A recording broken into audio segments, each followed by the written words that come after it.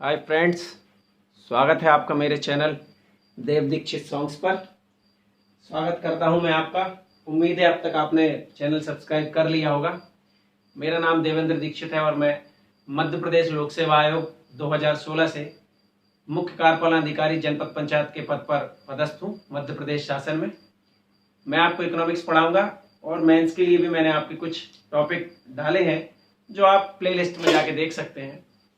तो हम इकोनॉमिक्स को डिस्कस कर रहे थे इससे पहले कुछ वीडियोस में, और हमने देखा था कि अर्थव्यवस्था के प्रकार और भारत में इंडियन फाइनेंशियल सिस्टम के दो हिस्से देखे थे, मुद्रा बाजार और पूंजी बाजार। मुद्रा बाजार में हमने संगठित असंगठित बैंक एनबीएफसी सारा देख लिया था, कोऑपरेटिव बैंक वगैरह सब। अब नंबर है पूंजी बाजार का। पूंजी बाजार मतलब ऐसा बाजार या कैपिटल मार्केट मतलब ऐसा मार्केट जो लॉन्ग टर्म लोन 1 साल से अधिक के लिए क्या करती है, लोन उपलब्ध कराती है उद्योगों के लिए। और म्यूचुअल फंड उसमें क्या क्या होते हैं उद्योगों के लिए, वो उसमें होता है शेयर मार्केट और म्यूचुअल फंड। तो आज हम देखेंगे शेयर मार्केट। इस शेयर मार्केट के होंगे 3 पार्ट। पहले पार्ट में मैं आपको पढ़ाऊंगा शेयर मार्केट, दूसरे पार्ट में पढ़ाऊंगा सेबी और म्यूचुअल फंड, और तीसरे पार्ट में मैं आपके लिए पढ़ाऊंगा उससे रिलेटेड सारी टर्मिनोलॉजी जो बार बार पेपर में आती है। तो चलिए स्टार्ट करते हैं। सबसे पहले देखते हैं शेयर। शेयर मतलब क्या। मान लो कोई एक कंपनी है, उसकी कुल कीमत आज मार्केट में 100 करोड़ रुपए है और वो 100 करोड़ रुपए को बराबर बराबर हिस्सों में बांट दे, तो जो एक बराबर हिस्सा होगा, जो एक हिस्सा होगा, उसको हम क्या बोलेंगे, एक शेयर, यानी समता अंश। इसका मतलब क्या होता है, समान अंश या समता अंश को ही हम क्या बोलते हैं, शेयर। शेयर में यदि कंपनी का कोई आपने शेयर खरीदा है तो उसमें यह होगा कि अगर कंपनी को हानि होगी तो आपको भी हानि होगी, और कंपनी को लाभ होगा तो आपको भी लाभ होगा। उसको कैसे होता है वो हम अभी देखेंगे।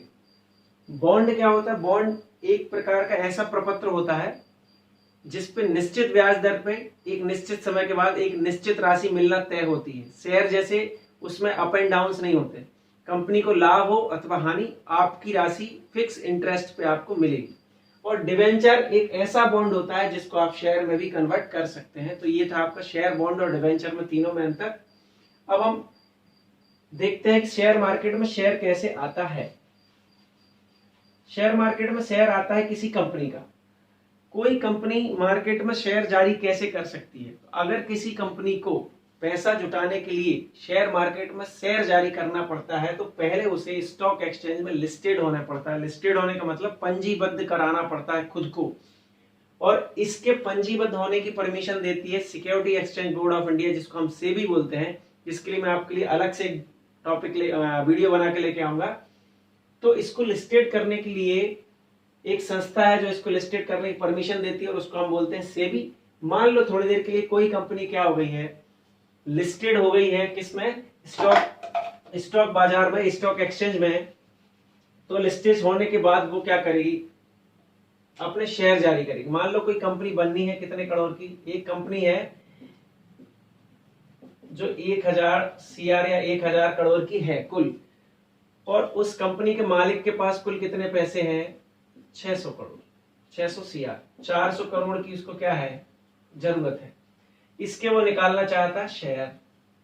इसके लिए परमिशन किससे लेगा, सेबी से। उसने परमिशन ले ली सेबी से, और सेबी से परमिशन लेके इस 400 करोड़ के शेयर उसने क्या किए, जारी किए।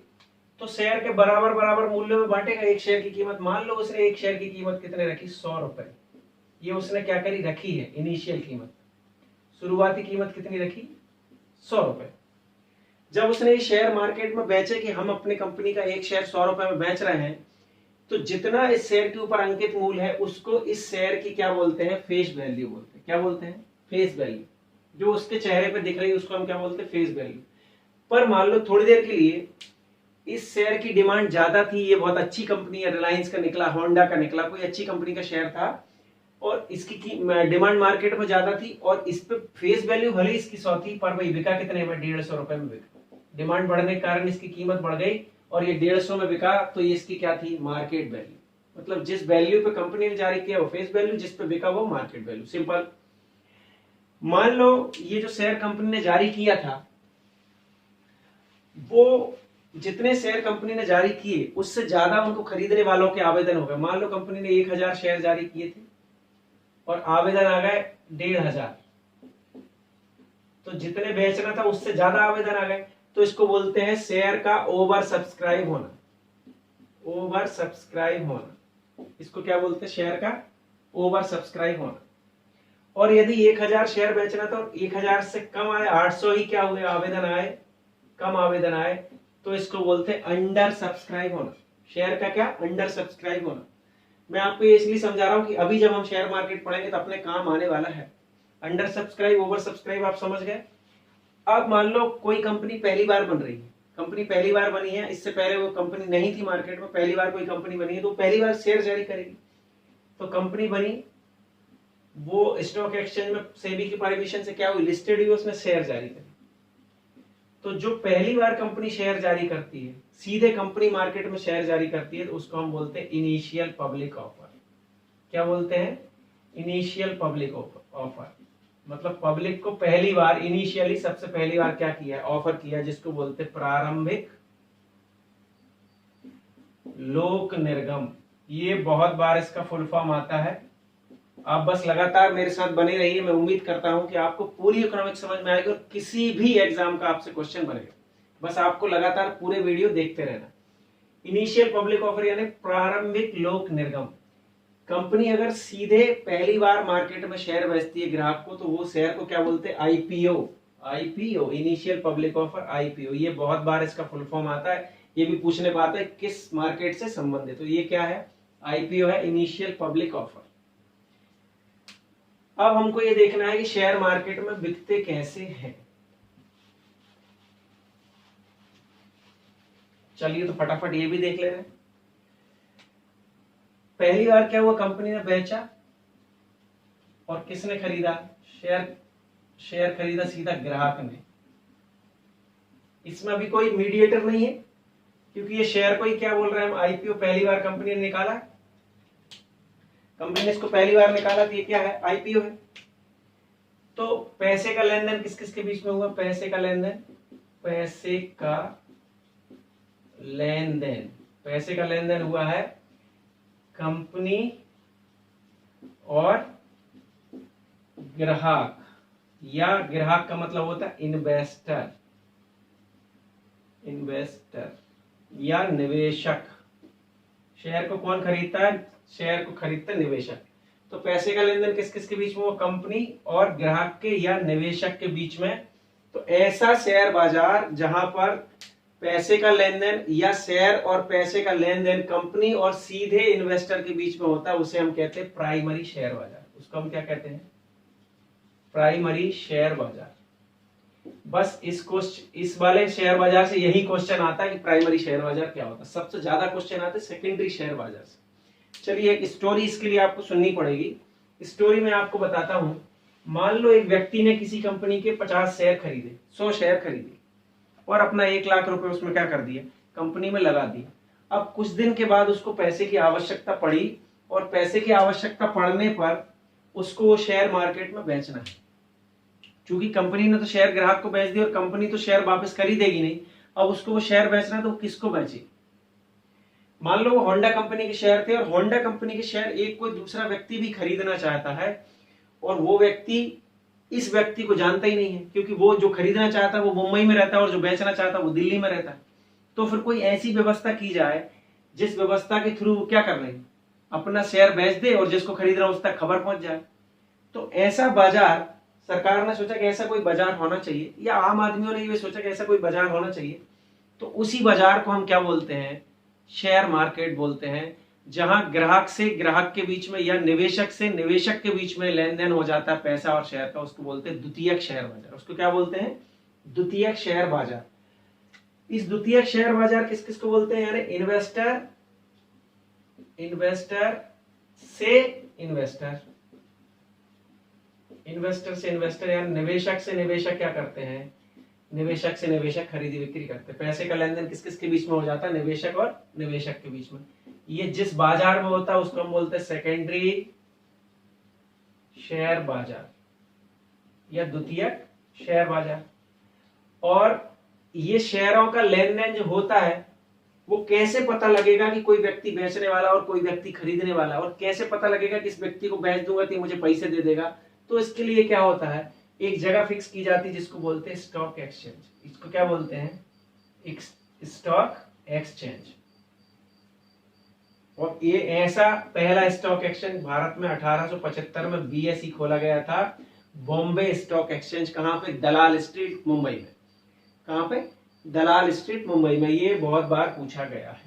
ऐसी जगह जहां पे शेयरों का इन्वेस्टर या इन्वेस्टर के बीच में आपस में लेन देन किया जाता है, उसको क्या बोलते हैं? Stock exchange. और पहला कब खोला गया? 1875 में, बॉम्बे स्टॉक एक्सचेंज। इतना आपको समझ में आ गया। फिर एक सरकारी स्टॉक एक्सचेंज खोला गया जिसका नाम था national stock exchange. National stock exchange 1992 में खोला गया। नेशनल स्टॉक एक्सचेंज कब खोला गया? ये 1992 में। ये कैसा था? सरकारी था, नेशनल स्टॉक एक्सचेंज। एक और स्टॉक एक्सचेंज खोला था, over the counter exchange of India. इसका बहुत ज्यादा फुल फॉर्म पूछा जाता है। Over the counter exchange of India. Over the counter exchange of India, इसका बहुत ज्यादा बार फुल फॉर्म पूछा जाता है। मैंने आपको 3 बता दिए, बीएसई, एनएसई और ओटीसीईआई। ये 3 स्टॉक एक्सचेंज है। इसका मतलब ये हुआ कि किसी कंपनी को अपने शेयर बेचना है या खरीदना है तो किसी न किसी एक स्टॉक एक्सचेंज में उसको लिस्टेड होना पड़ेगा। हो सकता है वो 2 में हो जाए। और जिन व्यक्तियों को शेयर खरीदना बेचना है उनको भी इस स्टॉक एक्सचेंज में कहीं ना कहीं अपना खाता खुलवाना पड़ेगा या किसी न किसी तरह बेचना पड़ेगा। तो पहले शेयर कैसे चलते थे? कागज पे, मेटेरियलाइज्ड फॉर्म था, कागजी फॉर्म था, मटेरियल फॉर्म था उनका। किसका? शेयर का। अब जब शेयर का मटेरियल फॉर्म था तो पप्पू को 10 शेयर बेचना है और श्यामू को 10 शेयर खरीदना है। तो पप्पू स्टॉक एक्सचेंज में अपने 10 शेयर लेके जाता था कागज पे, और फिर श्यामू अपने पैसे स्टॉक एक्सचेंज में लेके जाता था। स्टॉक एक्सचेंज दोनों को आपस में बदलते थे, पुराना शेयर फाड़ते थे, नए शेयर के मालिक का नाम लिखते थे और पैसा दूसरे को देके एक को शेयर बांट देते थे और अपने यहाँ नोट कर लेते थे कि ये शेयर अब इस व्यक्ति से उस व्यक्ति को ट्रांसफर हो गया। इस टाइप से पहले चलता था। इसमें टाइम वेस्टिंग थी, इसमें पैसे की वेस्टेज थी, आना पड़ता था लोगों को, स्टॉक एक्सचेंज में बैठना पड़ता था। तो सरकार ने फिर दूसरी स्कीम लगाई कि क्यों ना इसको डीमेटेरियलाइज कर दें। आजकल आपने देखा वो बैंक में आपका एक खाता रहता है जिसमें आपको पैसे दिखते हैं ऑनलाइन। पैसे जेब में तो रहते नहीं, आपके खाते में दिख रहा है 10 लाख रुपए, आपको लग रहा है हाँ मेरे खाते में पैसा। ऐसे ही सिस्टम शेयर के लिए सरकार ने चालू कर दिया। तो उस शेयर को अपने खाते में दिखाने के लिए एक खाता भी खुलवाना पड़ेगा। जैसे अपना बैंक में पैसे के लिए खाता रहता है तो उसी खाते को हम बोलते हैं डीमैट अकाउंट। उसको हम क्या बोलते हैं? Demat account. ये किस चीज से संबंधित है? ये बहुत बार पूछा जाता है। शेयर मार्केट से संबंधित, और इसका फुल फॉर्म होता है डीमेटेरियलाइज। डीमेटेरियलाइज है, डीमेटेरियलाइज अकाउंट। मतलब इसका कोई मटेरियल फॉर्म नहीं है, ये कैसा फॉर्म है? ये ऑनलाइन फॉर्म, ऑनलाइन अकाउंट है। और इसमें ऑनलाइन ही आपको क्या होते रहता है? अपने शेयर की जानकारी प्राप्त होती रहती है, आपके खाते में कितनी। तो इसको क्या बोलते हैं? Demat account. क्लियर? अब जैसे आपका खाता जो होता है वो काहे में है? वो है एक बैंक में। तो इस डीमैट अकाउंट की भी कोई बैंक होगी जिसमें ये खाता खुलता होगा। तो जैसे हमारा सेविंग अकाउंट या करंट अकाउंट बैंक में रहता है, ऐसे ये डीमैट अकाउंट रहते डिपॉजिटरी में। क्या काय में? डिपॉजिटरी में, जिसको हम बोलते हैं निक्षेप। इसको हम क्या बोलते हैं? डिपॉजिटरी या निक्षेप। और पूरे सिस्टम को बोलते हैं डिपॉजिटरी सिस्टम या निक्षेप प्रणाली, जिसमें ये आपके खाते खोले जाते। तो ऐसी भारत में निक्षेप प्रणाली कितनी है? ऐसी भारत में 2 है। एक सबसे पहले बनी नेशनल स्टॉक एक्सचेंज की, क्योंकि ये सरकारी था। कब? 1996 में, जिसको कहा गया NSDL,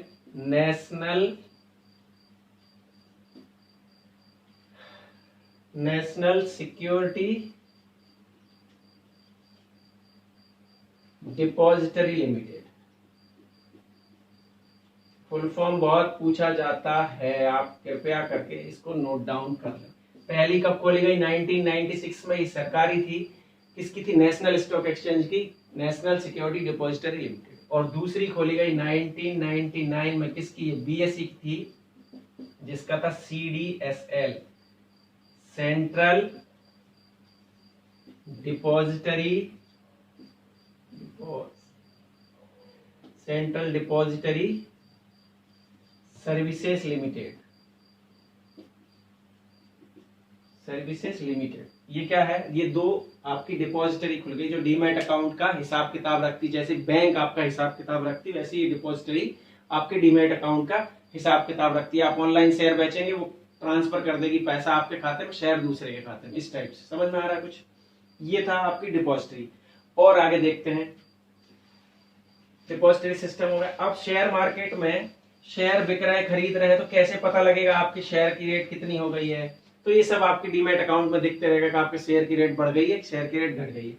पर पूरी किसके शेयर आपको, आपके पास कोई शेयर नहीं है, आपके पास डीमैट अकाउंट पर आपको कौन सा शेयर खरीदना है, कौन सा शेयर नहीं खरीदना है, क्यों खरीदना है, ये सब देखने के लिए सरकार ने क्या किए, शेयर इंडेक्स बना दी। शेयर इंडेक्स मतलब ऐसे इंडेक्स है, ये ऐसे सूचकांक है, इनको सूचकांक, ऐसे सूचकांक है जो आपको बताते रहेंगे कि किस कंपनी के शेयर बढ़ रहे हैं, किस कंपनी के शेयर घट रहे हैं। इन्हीं को हम क्या बोलते हैं, शेयर सूचकांक बोलते हैं। तो बॉम्बे स्टॉक एक्सचेंज का एक शेयर सूचकांक है जिसको हम बोलते हैं सेंसेक्स, जिसको हम क्या बोलते हैं, सेंसेक्स। इसका फुल फॉर्म क्या है, sensitive share index, sensitive share index, या इसको बोलते हैं BSE 30। ये किसका है, इसका दूसरा नाम क्या है, BSE 30। BSE 30 क्यों बोलते हैं, इसमें 30 बड़ी कंपनियों के क्या है, बड़ी कंपनीज के शेयर के बारे में दिखाता है, शेयर के बारे में। समझ में आ रहा है कुछ? शेयर इंडेक्स वो इंडेक्स होते हैं जो कंपनी के शेयरों में बढ़ने घटने वाली कीमतों को दिखाते हैं। ऐसी बॉम्बे स्टॉक एक्सचेंज का एक शेयर इंडेक्स है जिसको हम बोलते हैं सेंसेक्स, सेंसिटिव शेयर इंडेक्स। इसका दूसरा नाम BSE 30 भी है।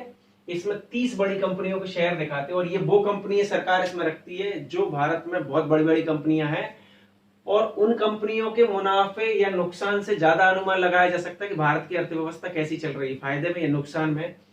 इसीलिए इस सेंसेक्स को भी भारत की अर्थव्यवस्था को क्या कहा है, भारतीय अर्थव्यवस्था का बैरोमीटर भी कहा जाए। बैरोमीटर जो आपके वायु दाब को ऊपर नीचे बताता वही बोलते हैं। भारतीय अर्थव्यवस्था का क्या है, ये बैरोमीटर है, या barometer of Indian economy.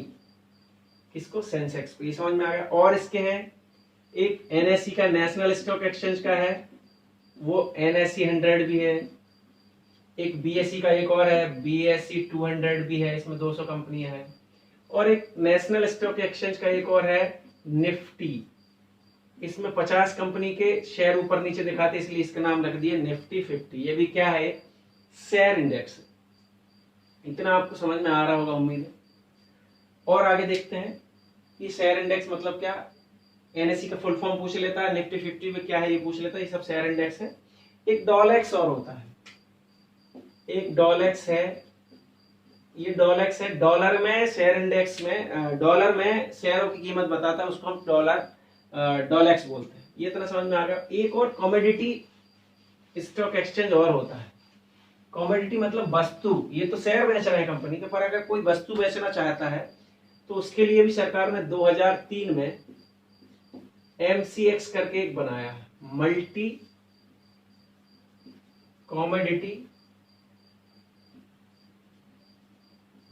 Commodity stock exchange. ये क्या है, इसमें हम क्या बोल सकते हैं, वस्तु बेच सकते हैं। इसमें क्या बेच सकते हैं, वस्तु। तो MCX का फुल फॉर्म बहुत पूछा जाता है इसलिए मैंने आपको बता दिया। ये सारा शेयर इंडेक्स था, इससे रिलेटेड बहुत सारी टर्मिनोलॉजी है और फिर सेबी भी है जो इसको रेगुलेट करती है। तो टर्मिनोलॉजी में हमको देखना है इनसाइडर ट्रेडिंग, तेजड़िया, मंदड़िया और तमाम तरह की जितनी भी इसमें टर्मिनोलॉजी है, इस अगले वाली वीडियो में मैं आपके लिए लेके आऊंगा। उम्मीद है आपको वीडियो अच्छा लगा होगा। वीडियो अच्छा लगा तो प्लीज सब्सक्राइब करें और शेयर करें और कमेंट में ये बताएं कि सेबी की स्थापना कब हुई थी। Thank you so much.